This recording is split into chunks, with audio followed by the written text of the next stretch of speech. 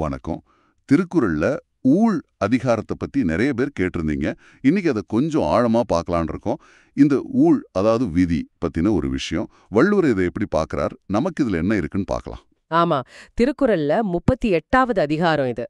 ஊழ்ன உடனே நம்ம எல்லாம் முடிஞ்சு போன விஷயம், அதிர்ஷ்டம் அப்படின்னு மட்டும் நினைக்கிறோம்.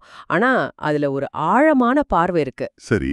ரொம்ப பழமையான வரிகளா இருந்தாலும் இன்னைக்கும் அது எப்படி பொருந்துது, நம்மளை எப்படி யோசிக்க வைக்குதுங்கிறது தான் அதோட சிறப்பு. பொதுவா ஊழ்னா எல்லாம் ஏற்கனவே முடிவு பண்ணியாச்சு, நம்ம கையில எதுவும் இல்ல அப்படிங்கிற மாதிரி ஒரு எண்ணம் இருக்குமே. நீங்க சொல்ற இந்த பார்வை அதை எப்படி மாத்துது? குறிப்பா முயற்சிக்கும் ஊழுக்கும் என்ன தொடர்பு? அது ரொம்ப முக்கியமான கேள்வி. ஏன்னா வள்ளுவர் ஊழ பத்தி பேசும்போது மனித முயற்சியை ஒதுக்கவே இல்ல. அங்கதான் விஷயமே இருக்கு. ஓ. இப்ப பாத்தீங்கன்னா 380வது குறள். ஊழையும் உப்பக்கம் காண்பர் உலைவின்றி தாழாது உணற்றுபவர். இதுக்கு என்ன அர்த்தம்னா, சோர்வே இல்லாம கொஞ்சம் கூட தாமதிக்காம முயற்சி பண்றவங்க அவங்க அந்த ஊழையே கூட ஜெயிச்சுடுவாங்க, அத புறமுதுகு காட்ட வைப்பாங்கன்னு சொல்றார். என்னது, ஊழையே ஜெயிக்க முடியுமா? நான் நினைச்சதுக்கு இது பில்குல் மாறா இருக்கே. அப்போ விதிக்கு மேல முயற்சிக்கு முக்கியத்துவம் தர்றாரா? அதிக முக்கியத்துவம் அப்படி சொல்றதை விட ஊழுக்கு ஒரு எதிர்சக்தி இருக்குன்னு அழுத்தமா சொல்றார்.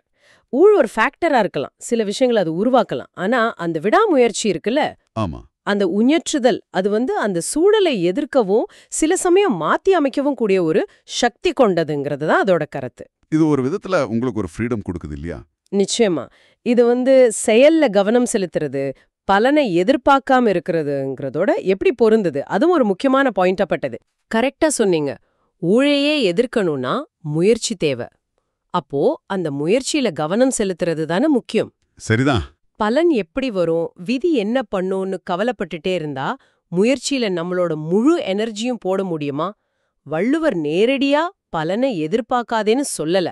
ஆனா தாழாது உஞ்சற்றுவர்னு சொல்லும்போது ஆக்ஷன் மேல, எஃபோர்ட் மேல ஃபோக்கஸ் பண்ண சொல்றார். புரியுது. பலன் நம்ம கண்ட்ரோல்ல இல்லாம இருக்கலாம், ஆனா முயற்சி பண்றது நம்ம கையில இருக்கு. இத உங்க டே டு டே லைஃப்ல பாருங்க. ஒரு கஷ்டமான வேலையை செய்யும்போது ரிசல்ட் பத்தி டென்ஷன் ஆகாம இத நான் நல்லா செய்யணும்னு மட்டும் நினைச்சா உங்க அப்ரோச் எப்படி மாறும்? ஸ்ட்ரெஸ் குறையுமா? ஆமா, நிச்சயமா குறையும்.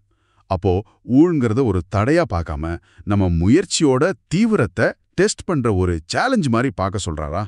சூழ்நிலை எப்படி இருந்தாலும் நம்ம கடமை, நம்ம முயற்சி அது சரியா செய்யணும், அவ்வளவுதானா? மிக சரியா புடிச்சிட்டீங்க. அதுதான் வள்ளுவர் காட்டுற வழியா தெரியுது. ஊழை ஏத்துக்கிறதோ இல்ல ஒதுக்குறதோ இல்ல விஷயம். அதை நம்ம எப்படி ஃபேஸ் பண்றோங்கிறது தான் முக்கியம். அந்த விதம்தான் நம்ம முயற்சி, நம்ம ஆழ்வினை உடைமை. இதுதான் வாழ்க்கையோட அந்த அன்பிரெடிக்டபிலிட்டியை ஃபேஸ் பண்ண ஒரு பிராக்டிக்கல் கைடு மாதிரி. உங்க கண்ட்ரோல்ல இல்லாதத பத்தி ரொம்ப யோசிக்காம உங்க செயல், உங்க எஃபர்ட் இதுல ஃபோக்கஸ் பண்ணா அது ஒரு விதமான மன அமைதியையும் ஒரு உத்வேகத்தையும் கொடுக்கும் இல்லையா? உண்மைதான். சும்மா விதின்னு நினைச்ச ஒரு விஷயத்துல இவ்வளவு தூரம் செயல் ஊக்கமும் மனித முயற்சிக்கும் முக்கியத்துவமும் இருக்கிறது ஆச்சரியமா இருக்கு. இது ஊழ்பத்தின நம்ம பார்வையை கண்டிப்பா மாத்தோம். ஆமா, இது ஒரு முக்கியமான கேள்வியை உங்ககிட்ட விட்டுட்டு போகுது இல்லையா?